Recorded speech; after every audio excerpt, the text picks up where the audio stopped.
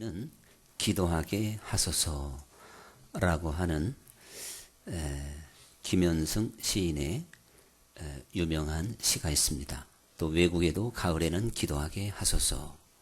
가을하면 왠지 기도하게 하소서라는 표현이 나올 만큼 분위기가 있고 또한 가을의 정서와 꼭 맞는 표현이라고 생각이 듭니다. 이제 그런가 하면 우리가 사순절을 맞이하게 됐습니다. 40일 동안 사순절이 진행이 될 텐데 벌써 5일이 지나갔습니다. 2014년도 사순절은 우리들에게 좀 더 특별한 의미를 갖고 그리고 진지한 자세로 우리가 이 사순절을 받아들이면서 어떤 해보다도 이 사순절을 통하여 은혜 받고 하나님을 가까이 하고 우리의 신앙이 회복되었으면 좋겠다 라고 하는 간절한 마음을 가질 수 있기를 저는 간절히 소원합니다. 그 대부분 그러한 동기와 계기가 예배를 통해서 특별히 어떠한 이 말씀을 통하여 주어질 수도 있으니까 오늘 하나님께서 우리에게 주시는 말씀을 통하여 그러한 도전과 그러한 목표가 확실해질 수 있기를 저는 또한 소원을 하는 것입니다. 그래서 오늘 본문의 말씀에 보면 하나님께서 선지자 하나니를 통하여 이 유다의 왕 아사를 책망하고 있는 걸 볼 수가 있습니다. 북이스라엘과 남유다 두 나라로 갈리어졌을 때 북이스라엘의 그 임금 바하사가 대군을 이끌고 와서 남유다를 공격하게 됩니다. 그런데 남유다 임금이었던 아사는 그 막강한 군사력을 보고 지레 겁을 먹고 하나님을 의지해서 그동안에 구스 사람이나 룹 사람의 군대가 크게 밀려왔지만 그들의 손에서 건지셨던 그 하나님을 의지하여 전쟁을 하지 않고 바로 아람 나라로 구원 요청을 하게 되는 것이죠. 많은 돈을 주고 용병을 사서 그 북이스라엘을 측면에서 치게 만들었습니다. 그러니까 성동격서와 같은 그런 작전이죠. 그런데 역시 그 작전이 맞아들어서 바사가 급히 군대를 물리게 됐습니다.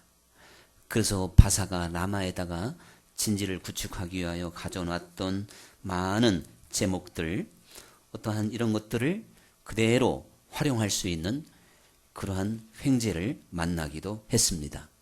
이 아사 임금은 그 북이스라엘의 침공에서 자기의 작전과 계획이 100% 맞아들어서 참 놀라운 성과를 이루었다고 자화자찬할 수 있는 상황에 놓여졌던 것은 확실합니다. 그래서 기분이 아주 좋아졌을 때 선견자 하나니가 나타나서 하나님의 말씀을 전하게 된 것입니다. 결국은 하나님께서는 온 땅을 두루 감찰하시다가 전심으로 자기를 그 여호와를 찾는 자들에게 능력을 베푸시는 주인 것을 알지 못합니까? 그런데 어찌하여 이렇게 사람을 의지해서 믿음의 길을 떠나게 되었는가? 그래서 이후에는 남유다의 전쟁이 그치지 않을 것이고 아람의 군대가 왕의 손에서 완전히 벗어나게 되었습니다. 그러니까 그 전쟁에서 이긴 것 같지만 자기의 계획대로 된 것 같지만 실제적으로 하나님께 책망을 들었고 그리고 남유다는 그 이후에는 하나님이 돕지 않는 나라가 되었고 전쟁에 시달리게 되는 그러한 지경에 빠지게 된 것입니다. 오늘 말씀에 온 땅을 하나님께서는 두루 감찰하시다가 이런 표현이 나오고 있습니다. 지금 우상 숭배의 대명사였던 북이스라엘 바사 임금이 남유다를 침공해 왔다고 하는 것을 여호와께서 모르실 리 없습니다. 그 하나님은 온 땅을 두루 감찰하신다 그랬습니다. 그래서 이 감찰한다고 하는 것은 마치 우리가 이제 묽은 그러한 수프를 끓일 때 밑에 그 눌지 않도록 하기 위해서 계속 국자를 이렇게 주걱으로 저어야 되죠. 근데 한쪽만 저으면 안 되죠. 두루두루 골고루 샅샅이 저어야 됩니다. 바로 그처럼 그게 바로 감찰한다고 하는 어원이 되는데, 하나님께서는 지구 이쪽에서 저 끝까지 어느 한순간도 놓치지 않으시고 불꽃 같은 눈으로 지켜보시고 감찰하시는 하나님이신 겁니다. 근데 그 하나님이 이렇게 감찰하실 때 이 지구상에 얼마나 많은 사람들이 여러 가지 상황과 환경에 빠져 있겠습니까? 우리도 한평생을 살면서 여러 가지 형편에 놓여져 있을 텐데, 내 형편과 사정 있을 때마다 하나님은 그것을 분명히 감찰하셨고 하나님이 그것을 살펴보셨다고 하는 것을 우리는 분명히 믿는 것입니다. 그래서 슬픔을 당한 자, 놀란 자, 두려움에 떨고 있는 자, 큰 환난과 고통을 당하고 있는 수많은 사람들의 모습 한 사람도 놓치지 않고 하나님은 감찰하고 있는 줄 믿습니다. 어떤 때는 하나님이 이것을 지켜보고 있지 않는 듯, 하나님이 모르시는 듯 이렇게 생각을 하고 있다면, 감찰하시는 하나님, 온 땅을 두루 감찰하시는 하나님을 놓치고 있는 겁니다. 우리가 믿는 하나님은 잠시도 멈추지 않고 온 땅을 샅샅이 감찰하시는 살아있는 하나님인 줄로 믿습니다. 예수님께서 믿음이 없는 그 유대 사람들을 책망하기 위해서 엘리야 시대에 수많은 여인들이 있었지만, 엘리야가 3년 6개월 동안 가뭄에 시달렸던 수많은 각 가정이 이스라엘 땅에 있었지만, 오직 시돈 땅 사르밧의 그 여인에게만 엘리야가 보냄을 받았느니라, 이렇게 말씀을 하시게 됩니다. 3년 6개월 동안이나 가물었으니 먹을 것이 있었겠습니까? 마실 물이 넉넉하게 있었겠습니까? 어느 가정을 봐도 기가 막히고 참담하고 정말 내일 양식이 보장되지 않는 그러한 상황이잖아요. 그런데 엘리야가 그 누구에게도 보냄을 받은 것이 아니고 시돈 땅, 오히려 이방 땅 사르밧 여인의 집으로만 보냄을 받았다. 거기에는 어떠한 택한 민족보다 이방에 대한 어떠한 그러한 의미가 있지만, 그래도 여러분 그 시돈 땅에도 또 수없이 많은 여인들이 있었겠지만 어째서 엘리야는 그 사르밧 여인에게만 보냄을 받았느냐, 이것을 강조하고 있습니다. 그런가 하면 엘리사 시대에 이스라엘의 수많은 그 문둥병자들, 그러니까 한생병자들이 있었지만 엘리사가 오직 수리아 사람 나하만에게만 보냄을 받았느니라, 이렇게 의미 있는 말씀을 하십니다. 하나님은 오늘 이 시대에도 3년 6개월 동안 비가 내리지 않아서 황폐화 될 대로 황폐가 된 지경에 이르는 수많은 사람들의 모습을 보고 있습니다. 하나님은 지금도 문둥병으로 인하여 고통하고, 그리고 문둥병의 그 두려움에 사로잡혀서 죽음에 짓눌려 있는 수많은 사람들의 모습을 보고 있습니다. 그런데 하나님께서 보내셨던 사르밧 여인과 같은 사람이 되어야 될 것이고, 하나님께서 보내셨던 수리아 땅의 나만 장군과 같은 사람이 되어야 된다고 말씀하고 있는 것입니다. 우리가 하나님은 살아계셔서 나를 이 땅에 보내셨고 나를 감찰하시고 나를 붙잡아 주시며 나와 함께 동행하시고 역사하시는 그러한 좋으신 하나님이라고 하는 것을 이 시간 다시 한번 우리가 스스로 깨닫고 그 하나님을 볼 수 있는 눈이 활짝 열릴 수 있기를 간절히 축원합니다.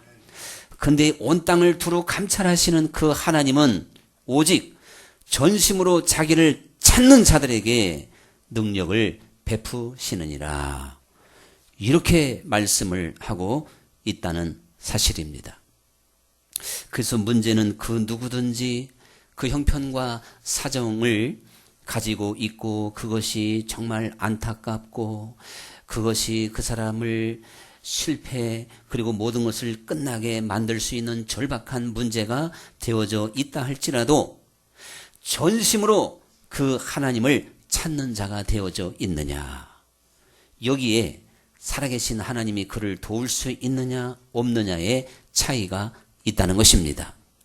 만약에 이러한 여호와가 아니면 이제 모든 문둥병자들이 치료를 받아야 되는 것이고, 또한 3년 6개월 동안 가물었던 이스라엘 땅의 모든 집에 먹을 양식과 또한 물이 절대 떨어져서는 안 되는 것입니다. 그런데 하나님은 우리들에게 전심으로 자기를 찾는 자들에게만 능력을 베푸시는 여호와시다, 이렇게 말씀을 하셨으니 우리가 믿는 그 살아계신 하나님이 어떠한 분인가를 깨달아서 우리가 그 하나님께 제대로 초점을 맞출 수 있는 믿음을 말씀 안에서 잘 찾아야 될 줄로 믿습니다. 전심으로 찾는 자, 이렇게 생각을 해본다면 누구든지 기도를 생각하게 될 것입니다. 그래서 전심으로 기도한다 했을 때 또한 우리는 막 소리를 높이고, 그리고 어떻게 때로는 철야를 하고 금식을 하고 간절한 기도, 이것을 연상할 수가 있겠지요. 물론 그것이 전혀 틀린 것도 아닐 것이고 그렇게 정상 나아가는 것이 대단히 정상적일 것입니다. 그런데 갈멜산에서 엘리야와 더불어 기도의 대결을 했던 바알과 아세라 목상을 섬겼던 그 선지자들은요, 엘리야보다 훨씬 목소리가 컸고 엘리야보다 더 열정적으로 기도했습니다.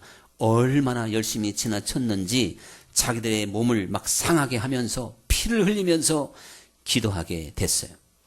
예수님은 땀방울이 핏방울이 됐는데 그러고 보니까 재밌는 것 같아요.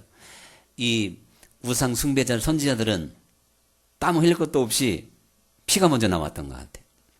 땀이 먼저 나오고 피가 나와야 되는데 이 순서가 조금, 제가 지금 약간 재밌으라고 하는 얘기예요. 뭐 그렇다는 게 아니라, 사순절 기도하게 하소서 하니까 아이고 기도하기 싫은데 오늘 설교 안 들어야 내가 기도하나, 아주 그런 분이 몇 분 계시네.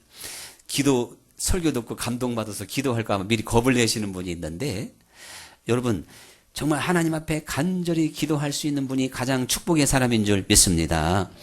오늘 그런 축복과 그런 행복에 한번 젖어보라고 제가 이렇게 좀 소개하고 있는 거예요. 여러분, 그런데 기도의 열정과 열심과 뜨거운 모습만 본다면 엘리야는 저리 가라요. 850명이니까 목소리도 우렁차고 아마 산이 흔들릴 정도로, 산봉우리가 흔들흔들 좌우로 움직일 정도로 우렁찬 목소리가 그 갈멜산에서 울려 퍼졌습니다. 그것도 하루 온종일. 그리고 850명이 피를 흘리며 기도하니 그 모습이 얼마나 처절하고 정말 지나가던 어떤 참 귀신이라도 와서 역사할 만큼 아주 장관을 이루게 됐을 겁니다. 그러나 거기에는 전혀 응답이 없었다는 사실이죠. 만약에 우리들이 하나님 앞에 마음을 들이지 못하고 목소리만 높이고 기도하는 모습만 갖추고 간절한 모습을, 정말 그 온몸에 땀은 뻘뻘 흘리는데 하나님께서 그 중심을 봤을 때 네가 하나님께서 원하는 전심, 마음을 온전히 드리는 기도가 되지 못했다면 그것은 사실요, 하나님께 능력받을 수 없는, 하나님을 움직일 수 없는 기도라고 하는 걸 우리는 알아야 됩니다. 좀 더 심하게 말하면 그 바알 선지자들이 드렸던 기도와 뭐가 다르겠느냐. 하나님께는 무엇보다도 중심을 드려야 되고 마음을 드려야 될 줄로 믿습니다. 그러므로 여러분 전심으로 기도하는 사람은 먼저 하나님 앞에 야, 이제는 기도밖에 없구나 라고 하는 결론을 마음에 확실히 내린 사람인 것입니다. 그래서 우리가 이 세상을 살다 보면 여러 가지의 상황을 만나게 되는데, 야곱이라고 하는 사람이 하나님께 기도했을 때 정말 하나님이 일하셨고 야곱에게 하나님이 능력을 베풀어 주셨지요. 그래서 야곱을 이스라엘로 바꾸어 주셨고 야곱의 마음에 평안함을 주셨고, 그리고 야곱이 에서에게 나갔을 때 에서의 칼이 내려지게 되고 형제가 극적으로 화해를 이루게 됩니다. 대역사가 일어나게 된 것입니다. 그런데 야곱이 이제 정말 하나님 앞에 전적으로 기도해야 될 때구나. 내 평생의 일생일대의 가장 중요한 시간이구나. 이 시간을 놓치면 안 되는구나. 이렇게 생각했던 시점이 야복강이었습니다. 이것은 야곱의 신앙 경력으로 말하면 제대로 신앙 생활을 했을 때 20년이 걸렸습니다.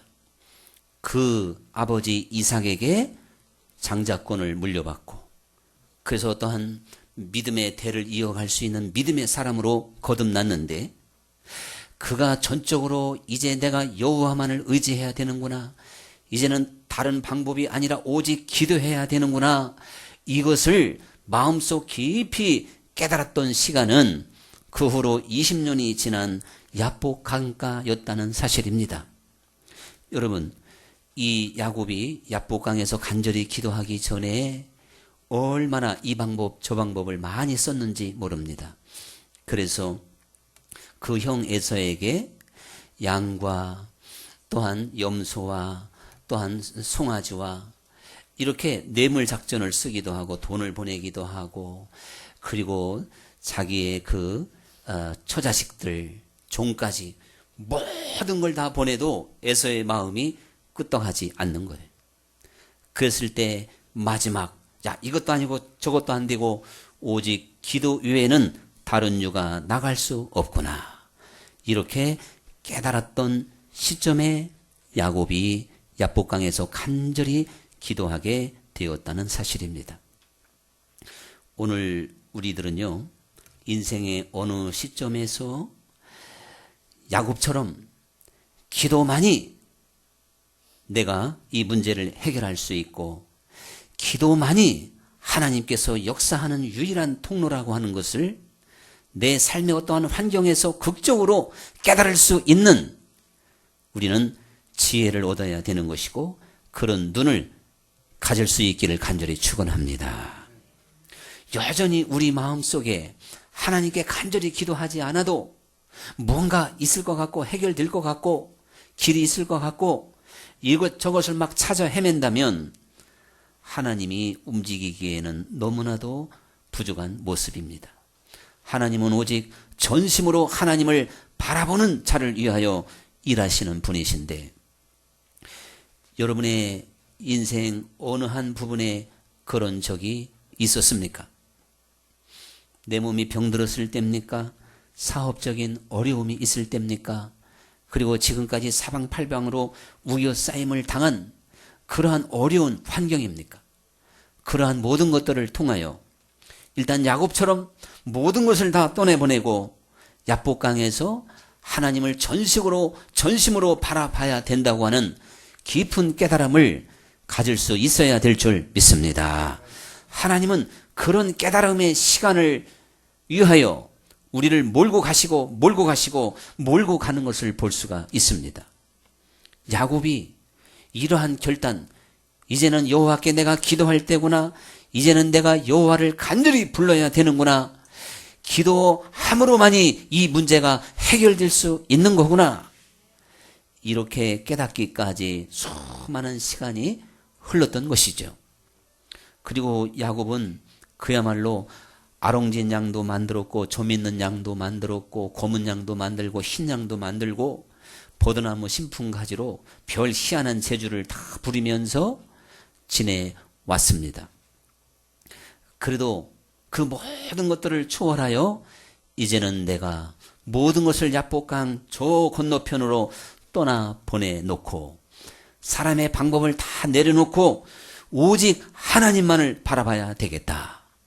이렇게 간절한 마음을 가질 수 있는, 이제는 하나님께 기도해야만이 이 문제가 해결되겠구나 하는 그러한 믿음을 갖게 되었다고 하는 것은 얼마나 복된 일이고 얼마나 축복된 일인지 모른다는 사실이죠.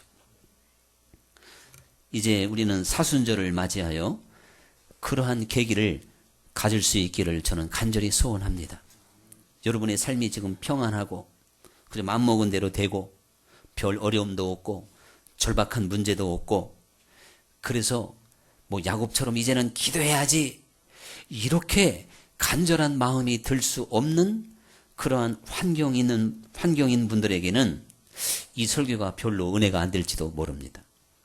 그러나 여러분, 우리가 한번 이 사순절을 생각해 본다면, 이 사순절 나를 위해서 주님께서 생명을 주시고 그리고 말할 수 없는 고난을 받으신 이 사순절을 생각한다면 우리가 이 사순절 기간이야말로 기도할 때다. 사순절에는 기도하게 하소서. 이렇게 간절히 하나님 앞에 설 수 있는 이유가 충분한 줄로 믿습니다.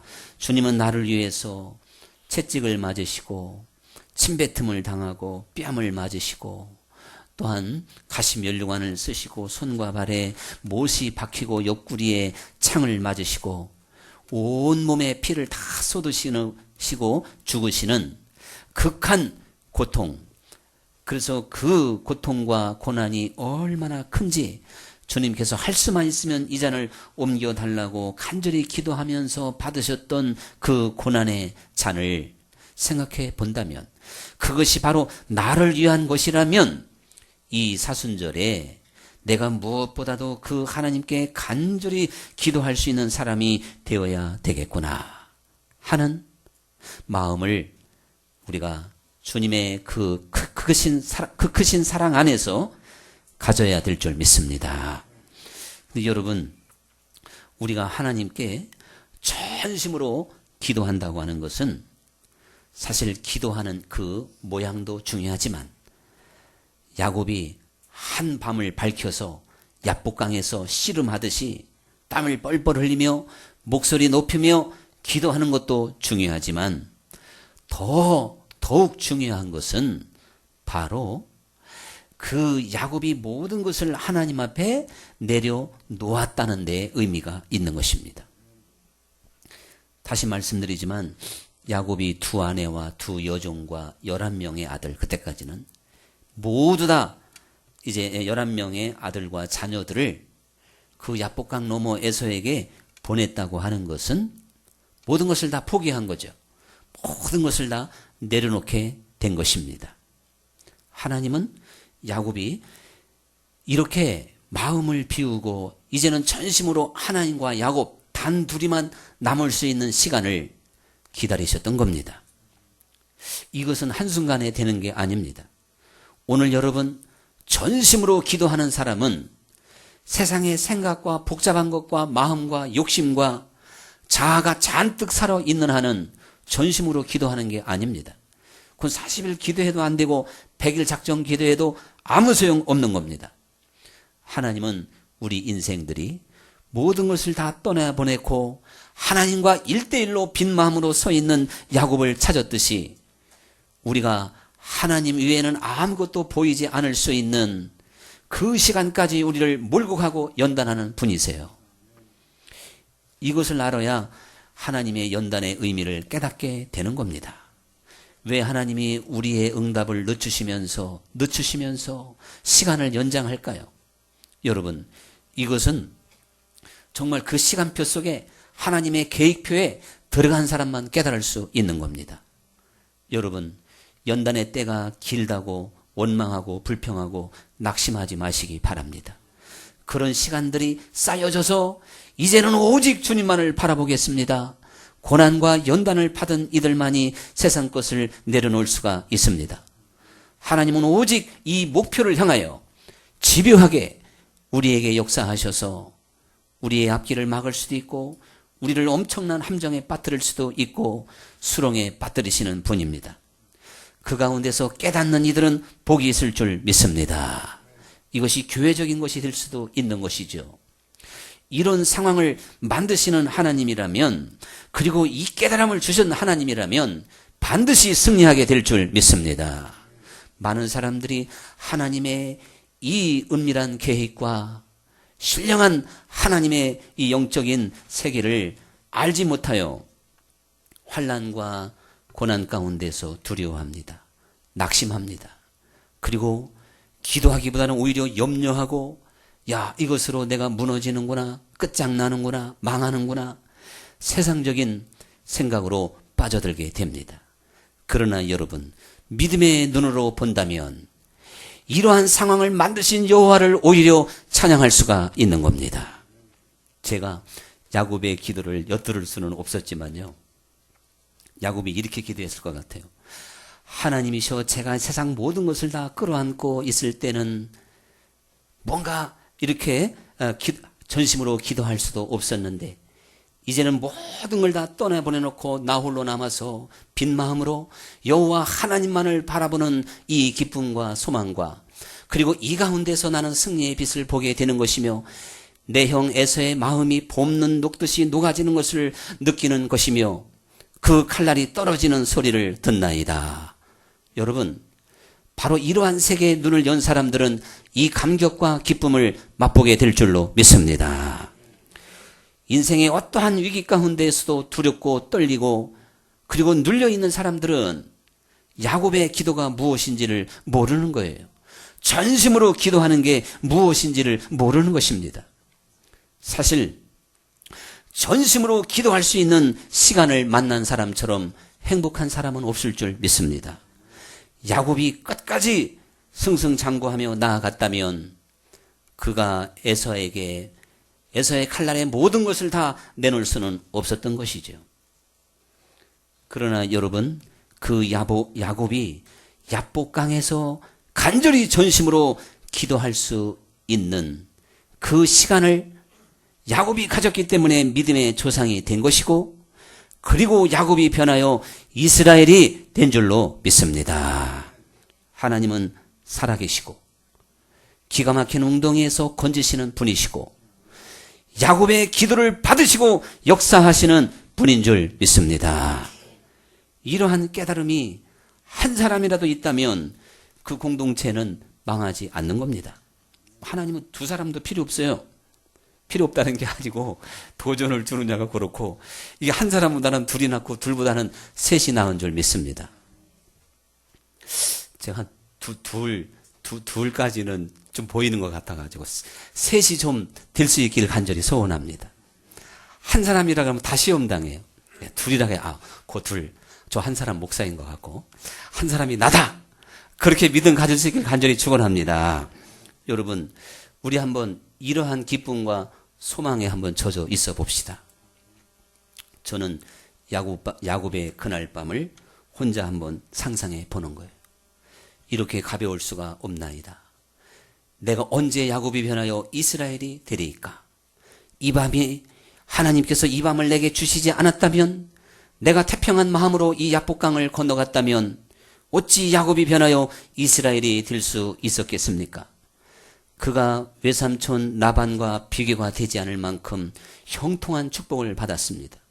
외삼촌 라반이 시기하고 질투하고 정말 자기의 모든 것을 다 빼앗아 가는 것처럼 강력하게 역사하는 야곱의 삶 속에서 두려움을 느낄 수밖에 없을 만큼 야곱은 정말 형통한 삶을 살았는데 여전히 야곱이란 말이에요. 하나님 보시기에 도적 뭐예요? 네, 바로 그거란 말이죠. 여러분, 그런데 야곱에게 그 기가 막힌 밤이 없으면 여전히 야곱인 것입니다. 하나님께서 짧은 나그네 인생길에서 여러분에게 전심으로 기도할 수 있는 시간을 허락하셨다면, 그 환경을 주셨다면 기뻐하시기 바랍니다. 그리고 감사함으로 아뢰 수 있는 기도의 시간이 될 수 있기를 간절히 축원합니다. 그런데 하나님은 그러한 기도 시간은 일차적인 것이고, 우리가 말씀드렸듯이 열심히만 기도한다고 되는 거냐 이거죠. 하나님은 절대 속지 않습니다. 하나님은 바로 열심히 기도할 수 있는, 전심으로 기도할 수 있는 그 시간이 우리 삶 전체를 통해서 이루어지기를 원하시는 줄 믿습니다. 우리 인생 자체가 야곱이 아니라 이제는 이스라엘이 되어서 살아갈 수 있기를 원하신다는 사실이죠. 그래서 왜 우리의 기도가 허무하게 끝날까요? 왜 우리의 기도가 우상에게 드리는 기도처럼 힘이 없이 하늘에 상달되지 못할까요? 삶이 따라주지를 않기 때문에 그런 거예요. 기도한 만큼 자기를 비워야 됩니다. 양도 염소도 아내도 종도 모든 것도 다 떠나 보내놓고 하나님 앞에 나 홀로 빈 마음, 가난한 마음으로 만들 수 있는 그러한 기도가 돼야 될 줄 믿습니다. 이런 하나님이세요. 이것이 기가 막힌 환경이 아니고 될 수 있을까요? 그런 환경을 처해보지 않은 사람이 깨달을 수 있을까요? 야곱은 전혀 외삼촌 라반 20년 동안 그런 하나님을 알지 못했던 겁니다. 그래서 이제 신이 나게 에서에게 갔는지도 몰라요. 그런데 정탐꾼을 보냈더니 에서가 완전히 자기를 죽이려고 기다리고 있지 않습니까? 그제서야 깨달으며 하나님 앞에 항복하기 시작한 겁니다. 여러분, 하나님은 우리가 이 세상을 살면서 야곱처럼 두 손을 높이 들고 완전히 항복할 수 있기를 기다리고 있는 줄 믿으시기 바랍니다. 힘으로 능으로 되는 거 아닙니다. 사람의 방법으로 되는 거 아닙니다. 하나님께 두 손을 높이 들고 온전히 항복하는 자가 진정으로 하나님 안에서 소망을 얻게 될 것이고, 그 환경의 모든 것이 다 이제 두려움이 사라지고 주님 안에서 분명한 소망과 믿음을 갖게 될 줄 믿습니다. 하나님은 우리를 그렇게 인도하셔요. 그래서 정말 찰거머리보다도 더 뛰기 어려운 세상을 하나님은 그것을 기어이 떼어내시는 분이십니다. 찰거머리 하니까 이해가 안 될 몰라도 옛날 제가 시골에서 모낼 때요, 찰거머리 붙으면 손으로 못 떼. 낫으로 어떻게 막 어른들이 떼내더라고. 그런 얘기하면 지금 40대 이하는 뭔 얘기인지 모르니까 은혜가 떨어지고 그만하고. 하여튼 여러분, 이 세상은 정말 사람의 힘으로 떼내기가 어려운 거예요. 지독한 환경과 위기 속에서 떨어져 나갑니다. 지금 죽음을 당장 앞에 둔 사람이 무엇을 더 원하겠습니까? 야곱이 지금 당장 죽음을 앞에 두었듯이, 히스기야가 죽음의 그 문턱에서 전적으로 벽을 향해서 기도할 수 있었듯이, 하나님은 우리를 그러한 기도를 받기를 원하시는 분이세요.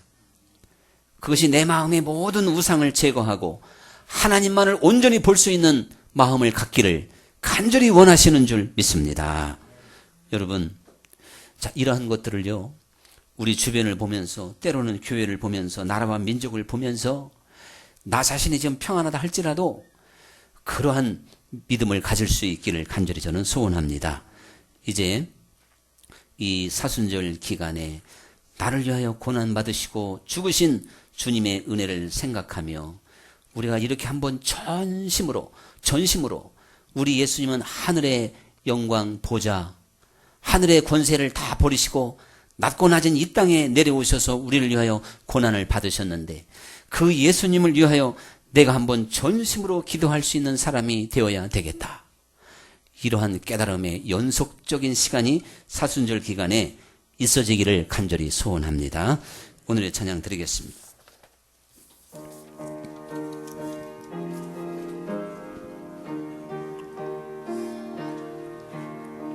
광야 같은 세상에서 길 잃었느냐, 거할 성을 찾지 못해 애태우느냐, 근심중에 있을지라도 오라